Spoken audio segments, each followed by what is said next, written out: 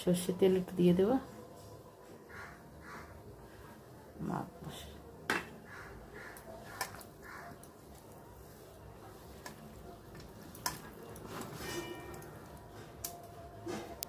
ভালো করে মেখে নেব।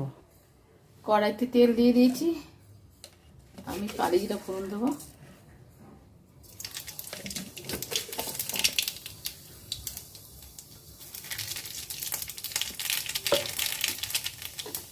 আর এটা ছাড়বো এখন, কিন্তু তার আগে একটু মাছটা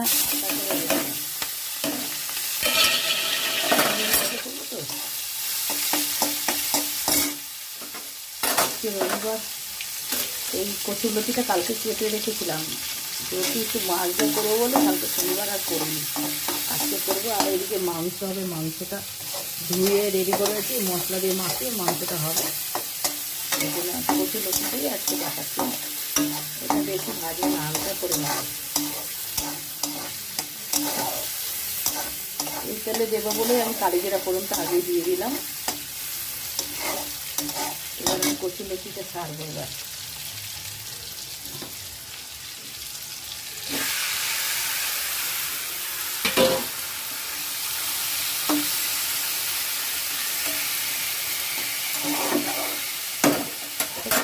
কম আজে হবে, ঢাকা দিয়ে রাখতে চাই।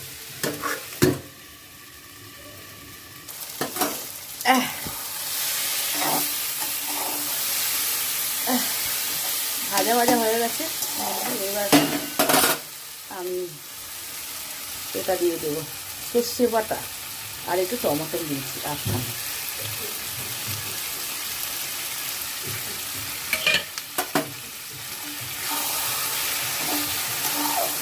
একটু মিষ্টি দিয়ে দেবো।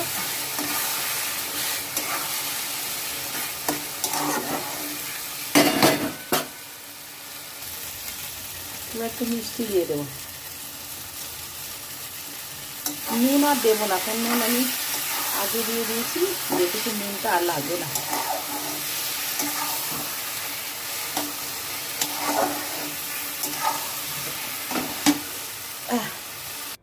বন্ধুরা, আমার কচুরলতি রেডি। কেমন লাগলো কমেন্ট করে জানাবে। এইভাবে করে খেয়ে দেখবে, এক থালা ভাতও উড়ে যাবে। মানে কি বলবো, এত অসাধারণ স্বাদ লাগে। আমার কাছে তো লাগে, তোমাদের কাছে কেমন লাগবে তা তোমরা খেয়েই দেখো। টাটা, সবাই ভালো থাকো, কমেন্ট করে জানিও তো কীরকম হলো রান্নাটা কচুরলতি। টাটা, সবাই ভালো থাকো।